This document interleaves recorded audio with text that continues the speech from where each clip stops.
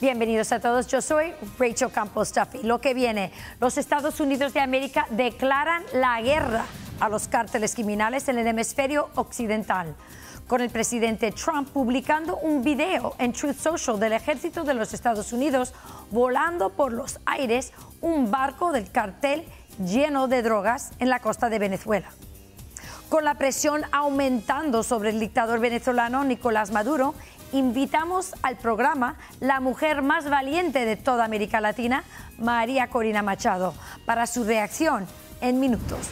Además, el secretario de Estado, Marco Rubio, visita México para firmar un acuerdo de seguridad con la presidenta Sheinbaum. ¿Pero podemos confiar en que ella coopera? También el presidente Trump dice no más viviendas gratuitas para inmigrantes ilegales. El presidente Trump y el Secretary of Housing, Scott Turner, declaran que la Section 8 Housing es solo para ciudadanos americanos. Y la crisis del cuidado de ancianos en América.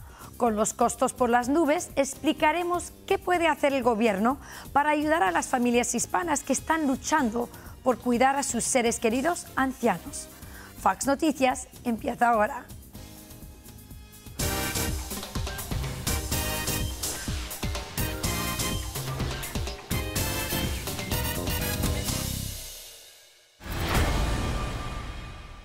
We knew exactly who was in that boat, we knew exactly what they were doing, and we knew exactly who they represented. And that was Tren de Aragua, a narco-terrorist organization. President Trump is willing to go on offense in ways that others have not been. And to send that clear signal to Tren de Aragua, Cartel del Sols, and others emanating from Venezuela, this is an activity the United States is not going to tolerate in our hemisphere. The only person that should be worried is Nicolas Maduro, who's running effectively as a kingpin of a narco state, not actually elected and indicted for $50 million by the United States. And we know he's involved in the types of drug running that has affected the American people directly.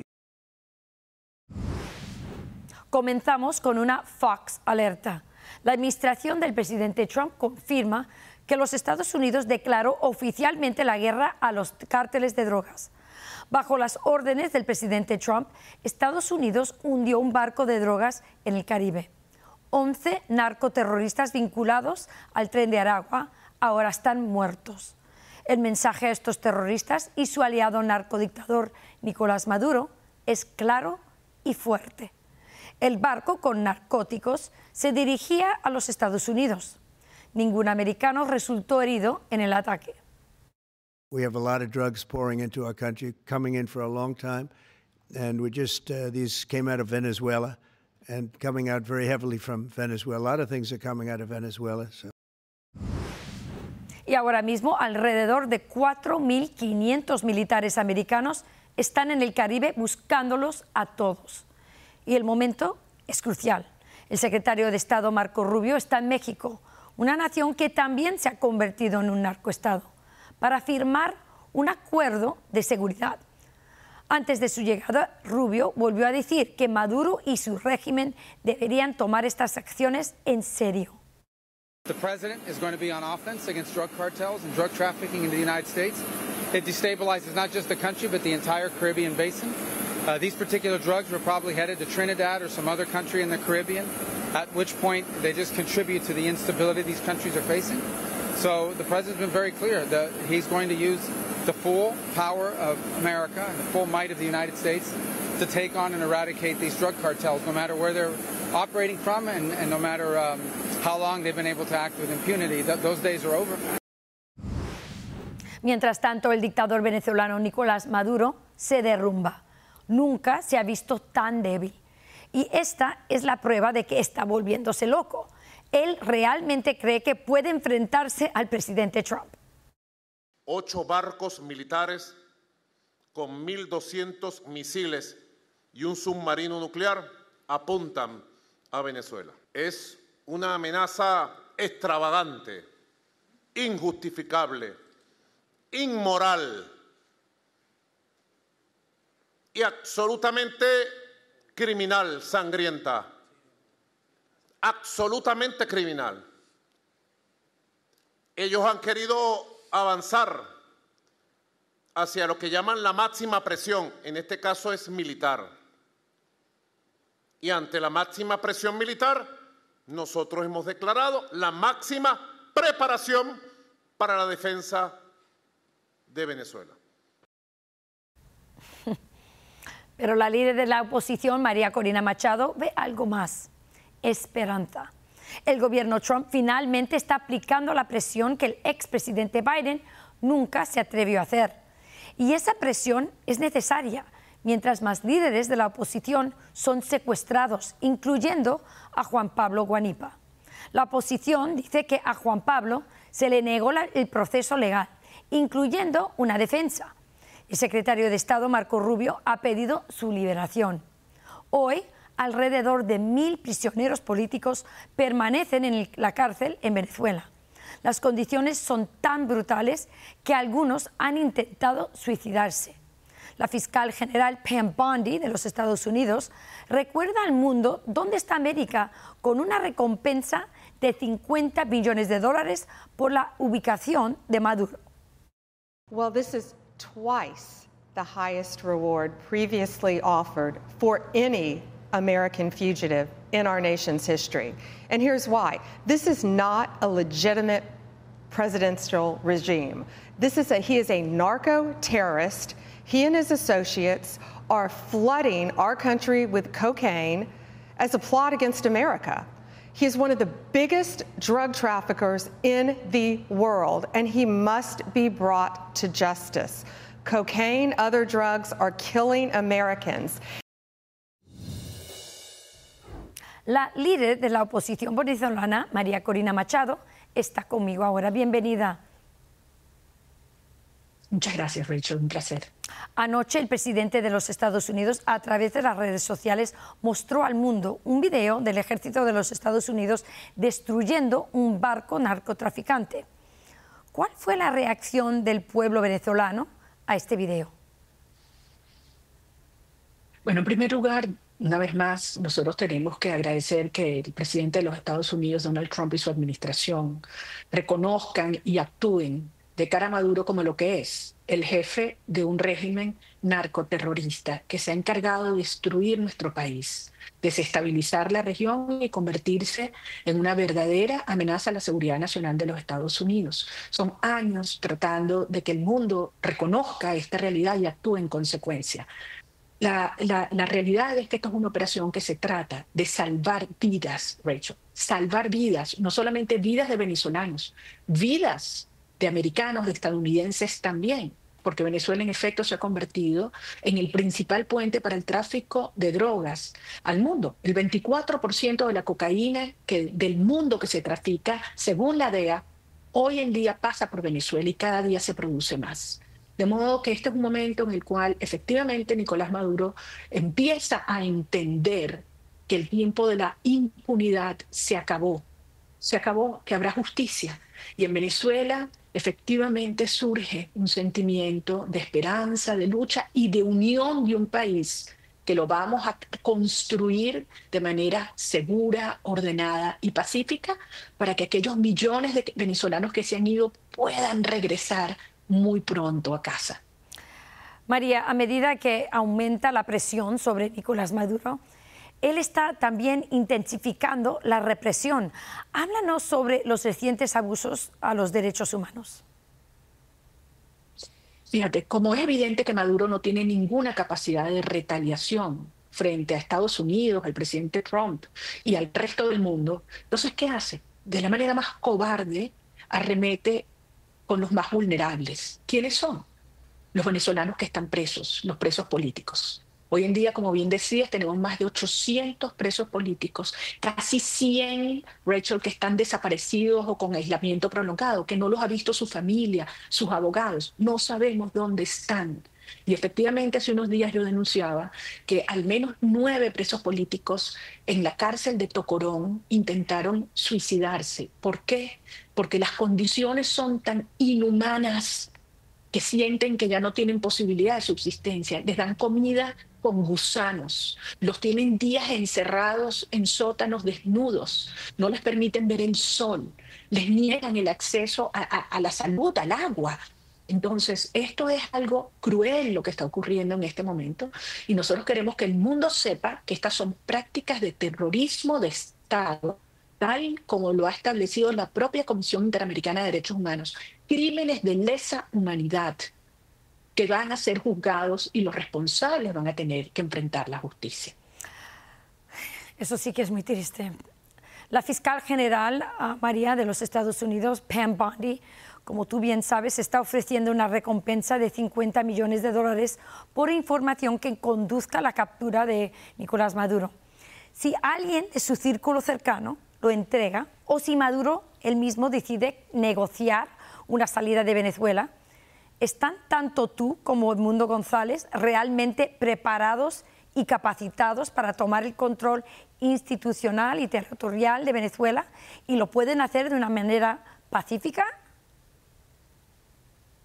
Absolutamente sí.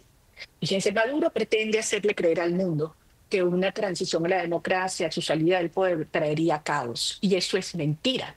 El caos y la violencia son ellos que han destruido Venezuela y tienen a los venezolanos pasando hambre. Nosotros estamos listos, sabemos lo que tenemos que hacer para efectivamente tomar el control territorial e institucional del país y avanzar en una transición ordenada. Lo que tenemos que hacer en las primeras 100 horas, en los primeros 100 días, en materia de seguridad, en materia de servicios públicos, en materia de alimentación, porque la gente, los venezolanos son nuestra prioridad. Una cosa que quiero mencionar, en esta desesperación de Maduro está diciendo que él va a llevar a un pueblo en armas y tener 4 millones de milicianos. No hay un pueblo en armas, aquí hay un pueblo en hambre. Y como no confía en las Fuerzas Armadas, Maduro no confía en las Fuerzas Armadas, pretende armar civiles. Pero la realidad es que a pesar de las amenazas de los empleados públicos, nadie ha acudido a su llamado. Está solo. Y nosotros sabemos que las Fuerzas Armadas, más del 80%, y de las policías están con nosotros, quieren un cambio ordenado y en paz, y eso es exactamente lo que va a ocurrir en Venezuela. Convertiremos a Venezuela en el principal aliado en materia de seguridad, de comercio y de energía de los Estados Unidos en la región. Y lo que vendrá será prosperidad, democracia y libertad, porque al salir Maduro, también caerá el régimen cubano y el régimen de Nicaragua. Y por primera vez en la historia tendremos a las Américas libres de comunismo y dictadura. Sí, eso desde luego es lo que quiere el presidente Trump, eso es muy obvio. Él quiere control del hemisferio occidental en términos de sacar a China y sacar a los cárteles. Podemos hablar por un minuto, no tengo mucho tiempo, de China, porque yo creo que una parte que no se habla mucho es China, que China está aliado con Nicolás Maduro, que China quiere tener control de nuestro hemisferio y quiere tener control de los recursos. Háblanos de eso. Bueno, en el caso de Venezuela, cada vez que Maduro habla de invasión, nosotros decimos, sí, aquí hay una invasión de China, de Rusia, de Irán, de los carteles, de la guerrilla, de los grupos terroristas islámicos. Y en el caso de China, efectivamente, ha identificado que Venezuela es un país único en términos de recursos naturales.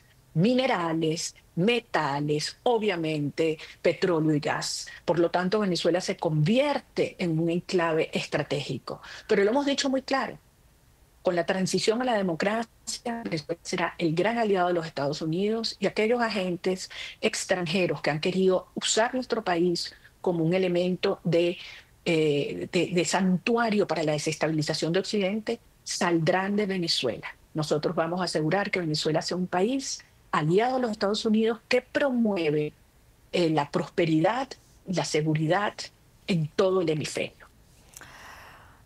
María Corina Machado, muchas gracias por estar aquí con nosotros. Yo sé que Maduro no se esperaba enfrentarse contigo con tanta fuerza que tienes y con tanto apoyo que tienes del pueblo venezolano. Muchas gracias, como siempre, por estar aquí con nosotros y por darnos las noticias más recientes de tu pueblo. Muchas gracias. El secretario de Estado, Marco Rubio, viaja a México para firmar un acuerdo de seguridad con Sheinbaum, con un crackdown contra los cárteles de drogas. Veremos cuánto cooperan. Discutimos al regresar. Y además pueden ver nuestro programa de lunes a viernes por nuestra página web, noticias.fox, y nuestro canal de YouTube a las 4 de la tarde y también por Fox Nation a las 5 de la tarde. No se lo pierdan.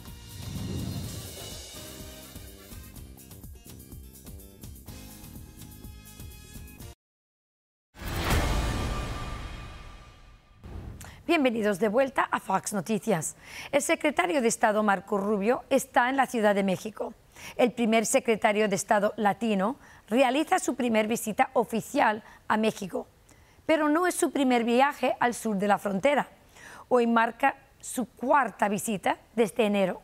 Más pruebas de que el presidente Trump está cambiando su enfoque del Medio Oriente y Europa hacia esta región, que fue descuidada bajo Biden. Como alguien en el Departamento de Estado de los Estados Unidos me dijo esto recientemente, Europa es tan aburrida. La acción está en América Latina.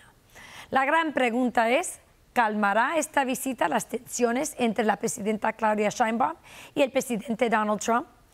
Hasta los senadores mexicanos ya están llamando a Sheinbaum, acusándola de conexiones con los cárteles y profunda corrupción.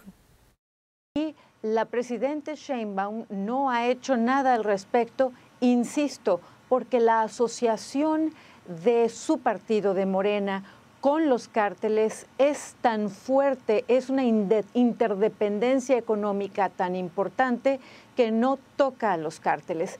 Este problema se da a lo largo de toda la frontera entre México y Estados Unidos. Los cárteles cruzando a las personas en forma ilegal. En el caso de México, sí, hay colusión. Y de hecho hay que destacar que México ha ocupado durante los últimos años, según organismos internacionales, uno de los primeros lugares en el mundo en la trata de niños para el comercio sexual.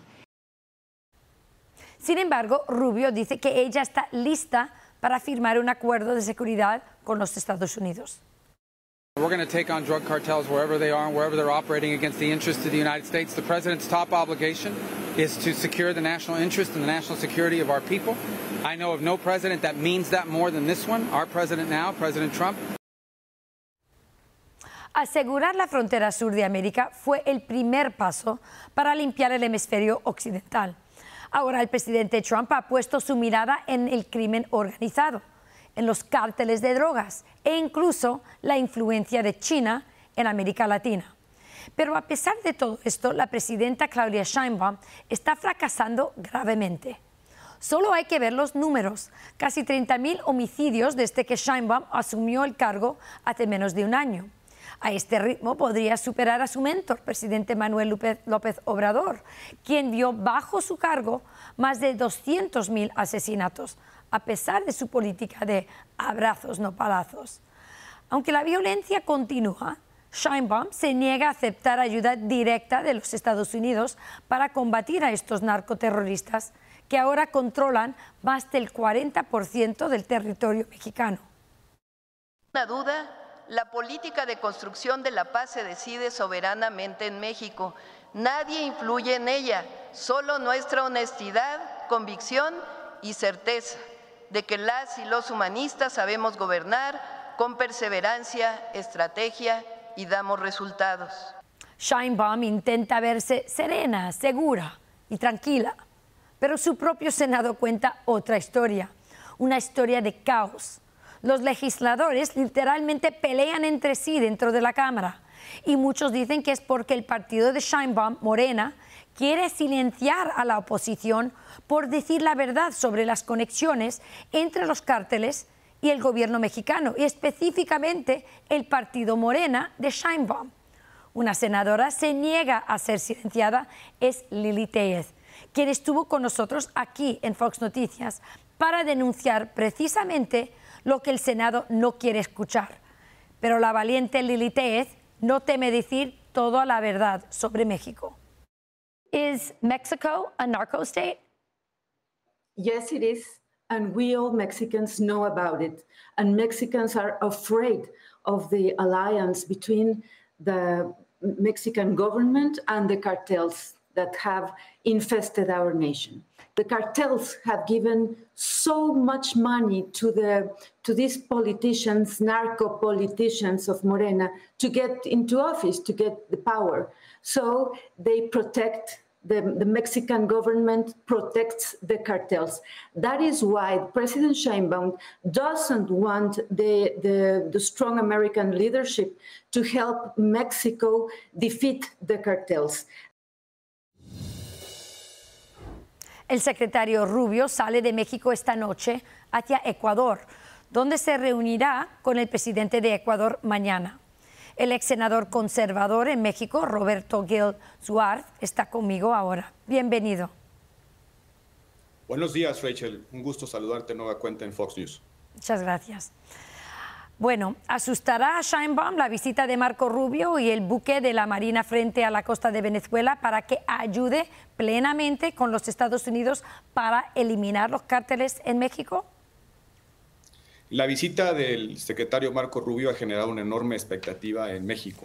Todavía ayer por la noche se decía en México que habría un acuerdo suscrito entre ambos países. Hoy por la mañana la presidenta Sheinbaum ha aclarado que no se suscribirá ningún acuerdo y habrá compromisos de naturaleza verbal, políticos. Veremos en las próximas horas, Rachel, si hay compromisos de fondo o solo discursos de buenas intenciones. México y Estados Unidos deben reconocer que los verdaderos enemigos son los cárteles, que son los que matan, extorsionan, secuestran, envenenan a miles, millones de personas en Estados Unidos. México y Estados Unidos deben construir un acuerdo de largo plazo para compartir inteligencia, coordinación operativa y cooperación judicial. Tenemos que resolver una desconfianza estructural que se ha generado en los últimos meses, años.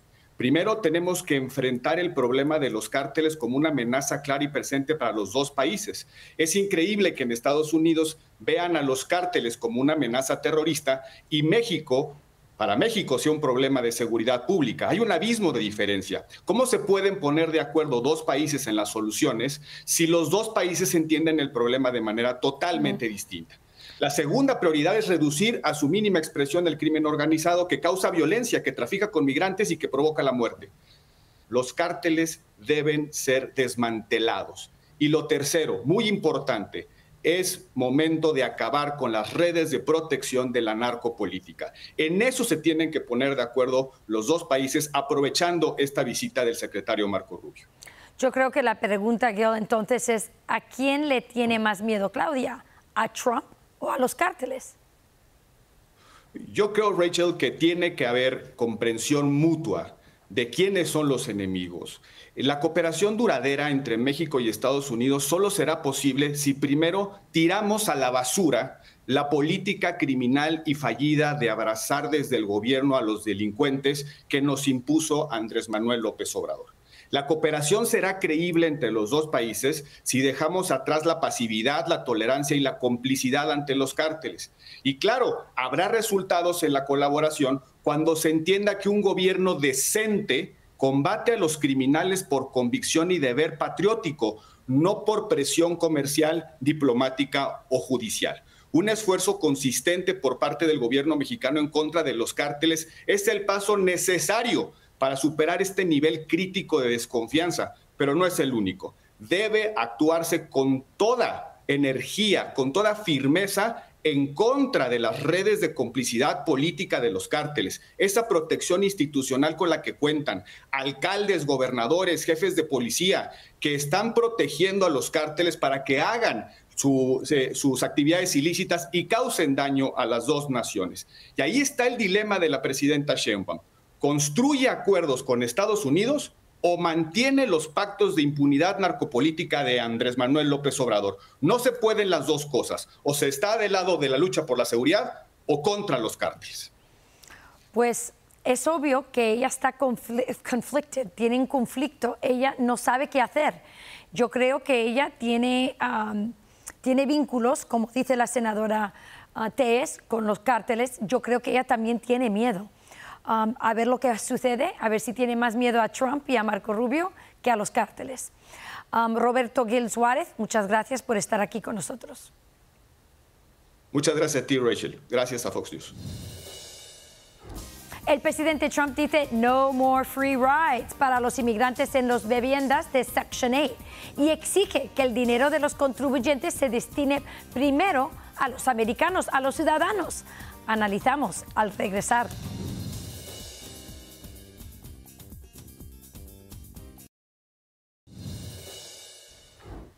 Bienvenidos de vuelta a Fox Noticias. Se acabó el beneficio gratis. El presidente Donald Trump está cerrando los subsidios a la Section 8, para inmigrantes ilegales. En Washington, D.C., la prueba de ciudadanía ahora es la ley. Y el hombre a cargo de vivienda, Housing Secretary Scott Turner, lo está dejando claro.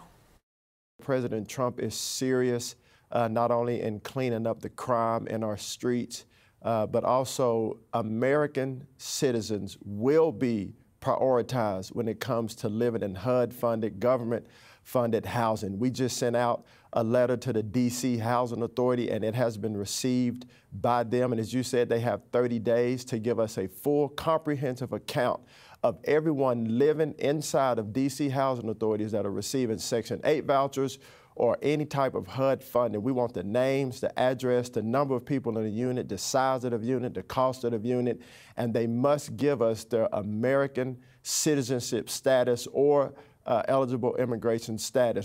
La Casa Blanca está criticando al gobierno Biden por poner a los ilegales por delante de los ciudadanos americanos. Turner dice que su departamento ahora está trabajando de la mano con la seguridad interna para asegurarse de que los dólares de los contribuyentes no se malgasten nunca más. Las cifras son impactantes. Su departamento admite que faltan datos de selección de al menos 9 millones de residentes que viven en vivienda pública o subsidiada. Eso se acaba ahora. If there's any concern about whether you're going to be pushing out families that need that. No, there's no concern at all. Government subsidies were never meant to be a lifestyle. Have you ever met somebody that live in government housing? Personally? I don't know if I've asked. But. I met hundreds of people around our country. Government subsidies were never meant to be a hammock. They're meant to be a trampoline. ¿Y cómo están reaccionando las personas? No hay que buscar mucho, solo hay que ver las redes sociales y la lógica es innegable. ¿Tú entiendes? Esos programas se hicieron para ayudar a las personas. Las personas que lo necesitan, sí, dáselo, las personas que lo necesitan. Pero hay gente que se sientan en la casa por 5 o 6 años a vivir del gobierno, a que los mantengan. El asesor del gobierno Trump, Jorge Martínez, está conmigo ahora. Bienvenido, Jorge. Hola, Rachel. Los pobres y la clase trabajadora de América han estado quejándose durante mucho tiempo de los ilegales que ocupan lugares en vivienda pública. ¿Por qué este gobierno está abordando esto ahora? Mira, Rachel, bajo la administración de Joe Biden y Kamala Harris, no había interés en proteger al pueblo americano. No se sabía quién recibía ayuda y los inmigrantes ilegales se beneficiaron de muchos recursos del gobierno federal.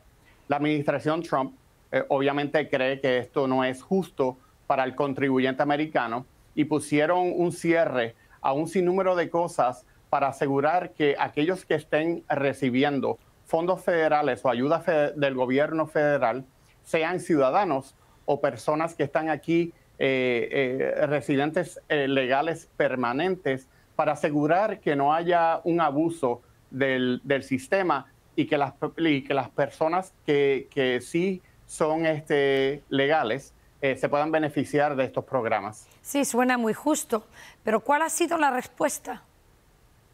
Mira, la respuesta ha sido mixta para muchas personas que sí necesitan la ayuda y que son ciudadanos o están aquí legalmente, pues obviamente ellos están con brazos abiertos apoyando esta decisión del gobierno del presidente Trump y el vicepresidente J.D. Vance. ¿Por qué? Porque se está protegiendo al contribuyente, se está previniendo el fraude en estos programas. Obviamente la izquierda liberal no quiere esto porque obviamente quieren más y más personas que están entrando o que entraron ilegalmente en la administración pasada, que voten por ellos, etcétera. Pero mira, al final del día, mira lo que pasó. El Departamento de la Vivienda hizo un sinnúmero de cosas para asegurar que estos programas vayan a las personas que lo necesiten más, sí, y que sean ciudadanos o residentes permanentes. Número uno, hicieron un acuerdo con el Departamento de Seguridad Nacional para compartir esa información de quién está en esas viviendas de sección 8 y si son ilegal o no. Número dos, cerraron ese vacío legal para que aquellas personas ilegales no puedan acceder a hipotecas que están sostenidas bajo el gobierno federal. Y básicamente se está diciendo que obviamente que se comparta esa información que es ley, y esto es lo que la izquierda no nos dice, compartir la información de cada inquilino en sección 8 para verificar su nombre, su fecha de nacimiento, su estatus migratorio, etcétera, de nuevo, para asegurar que estos programas que son víctimas de mucho fraude y abuso, que eso se pare y que se proteja al contribuyente americano. Jorge, vamos a ser muy honestos. Hay muchos ilegales que vienen a trabajar, pero hay muchos también que vienen porque escuchan sobre la vivienda gratuita, el cuidado de niños gratis, la atención médica gratis y cupones de alimentos. ¿Será esto un impedimento para los ilegales que piensan venir? O sea, ¿es this a good deterrent para ilegales? Sí, yo creo que sí, porque ahora, bajo la administración pasada, obviamente Joe Biden y Kamala Harris dijeron, mira, puertas abiertas, fronteras abiertas, y todo el mundo vino. Más de 10 millones de inmigrantes ilegales de los que sabemos. Pero ahora sí, es un paso que no le exhorta a aquellas personas a venir ilegalmente. Mira, Rachel, y tú lo sabes, hay millones y millones de personas que esperaron en fila, que hicieron el trabajo, que aman a este país, etcétera. Y no es justo que esas personas tengan un segundo paso al frente de esas personas que vienen ilegalmente. Es peor, estamos rewarding a gente que viene ilegal con cosas gratis. Jorge Martínez, muchas gracias por estar aquí con nosotros. Gracias, Rachel. La crisis del cuidado de las personas mayores, una descarada negligencia hacia una generación vulnerable. Discutimos al regresar.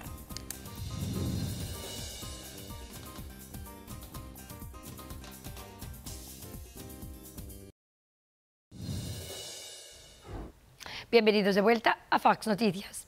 No hay suficiente gente hablando de esto, así que lo haremos nosotros. Los americanos se están quedando sin dinero pagando por cuidados de adultos mayores, para ellos mismos y para sus padres. Los costos están aplastando a las familias. Los informes revelan que a partir del pasado diciembre, los costos de cuidados para adultos mayores han aumentado casi 3 veces. Y la mayoría de los americanos ni siquiera tienen los ahorros para cubrirlo. Una razón es la pandemia de COVID. Aumentó un auge en la demanda de cuidado en el hogar, pero con menos trabajadores los precios se dispararon sin control. Aproximadamente el 60% de los adultos mayores americanos son cuidados por sus familias en casa. En familias hispanas, ese número es hasta más alto. Y aquí hay una realidad. Ya sea en casa o en una instalación, lo más probable es que sea un inmigrante quien realice el trabajo. Los inmigrantes representan casi el 30% de la fuerza laboral en el cuidado de largo plazo. Pero, ¿qué hay de los cuidadores invisibles? Los miembros de la familia sin pago, sin reconocimiento, que sacrifican sus propias vidas para cuidar a sus padres o abuelos. Ellos también necesitan ayuda. El cuidador comienza a sentir que ha perdido su libertad por cuanto no recibe ningún tipo de apoyo familiar para que éste pueda descansar. Entonces comienza a realizar las tareas de cuidados con apatía, con desánimo, lo que puede traer consecuencias severas hacia el enfermo. La realidad es que cuando éste, por más amor que tenga a sus enfermos o a su enfermo, si le llega el inminente colapso y éste no hace nada para repararse, para cuidarse, para atenderse, entonces hechos como estos pueden suceder. El cuidar a un ser querido con una enfermedad como el cáncer o diabetes o con alguna problemática psicológica no deja de ser una tarea ardua día a día. El alivio del agotamiento del cuidador principal es esencial, entendiendo que para poder encargarse de otro es necesario mantener conductas de autocuidado. La portavoz del Foro de Mujeres Independientes, The Independent Women's Forum, Judy Pino, está conmigo ahora. Bienvenida, Judy. Hola, Rachel. Pues tu propia familia está sintiendo o sintieron la presión de trabajar, de criar los hijos y también de cuidar a un adulto mayor. ¿Cuál crees que es el problema mayor? Mira, nadie te prepara para esto. Es como ser papá y mamá por primera vez. No, nadie te da un librito. En el caso de mi mamá fue un declive bien repentino y bien rápido. Y yo no estaba preparada para navegar el complejo sistema de cuidado en este país. Un día ella estaba muy bien en su casa, independiente, saludable, y al otro día estaba entrando y saliendo de hospitales hasta que por fin me dijeron, mira, ya ella necesita cuidado mayor y no puede vivir sola. Las opciones eran bien limitadas y bien costosas. Y por fin decidimos traerla a vivir con nosotros. Pero lo que descubrimos es que en realidad no hay un sistema que ayuda a las familias a navegar este momento tan difícil. Teníamos niños chiquitos, teníamos trabajos de oficina y teníamos que cuidar a mamá. Esta ley... ¿Cuál es la ley? Explica la ley, porque hay muchas personas que están oyendo esta entrevista y están pensando, eso puedo ser, lo que sucedió a Judy puede pasar a mí mañana. ¿Qué es esta ley y cómo va a solucionar el problema? Esto es una ley que existe desde la administración Obama, es la regla del 2013, pero lo que pasa es que tiene una exención, entonces obliga a que los cuidadores reciban por lo menos el salario mínimo. El salario mínimo federal en estos momentos es $7.25, pero donde vives tú aplica, la ley de salario mínimo donde tú vives aplica. Entonces, si es más de $7.25, eso es lo que le tienes que pagar a la persona.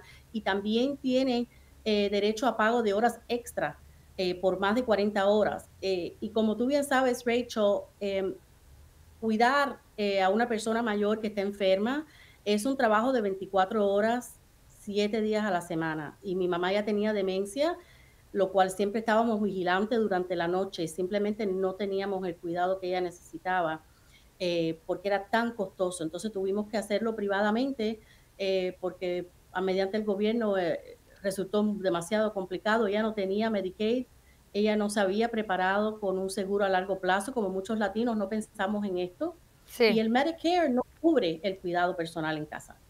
Entonces, ¿hay una nueva ley que va a ayudar con esto? Lo que la administración Trump quiere hacer es enmendar la ley, entonces quitar esa exención. Por si usted encuentra una persona que quiera trabajar por menos, quiera trabajar más horas, o sea, que el libre mercado dicte lo que las personas quieren que le paguen por cuidar a su ser querido. Sí. Entonces, me parece que eso va a ser algo muy bueno. Y ojo, esta ley aplica no solo a nuestros viejitos, nuestras personas mayores, pero también aplica a personas jóvenes que estén deshabilitadas. Sí. Importante. Es mucho más que esto, sí. Sí, nosotros como latinos somos una cultura que los padres viven con nosotros. Hay muchas otras culturas que hacen eso también. Por ejemplo, en Singapur, si tu madre o tu padre vive contigo o si vive cerca de ti, de 10 millas de tu casa, recibes un incentivo en los impuestos. Esas son ideas estupendas porque así las familias tienen más dinero para cuidar de sus propios padres en vez de ponerles en un nursing home, que es muy impersonal, ¿no? Es muy personal y tenemos que abogar por otras soluciones. En estos momentos, si uno no aplica no califica para Medicaid, por ejemplo, Medicaid tiene algo similar que le pueden pagar a los familiares, pero es algo tan complicado y nuevamente las horas de tiempo y medio aplican, todo eso, o sea, no todo el mundo califica para eso y nuestros viejitos simplemente no están preparados. Tenemos que pensar fuera de la caja, como dice, ¿no? Outside the box, para ayudar a que nuestros seres queridos mayores tengan una vejez con dignidad. O sea, esto no debe ser complicado. Debemos hacer todo lo que podemos hacer para incentivar que las familias cuiden de sus propios padres. Muchas gracias, Judy. Esto es un tema muy importante. Gracias, Rachel. Te lo agradezco mucho. Ahora regresamos con más Fox Noticias.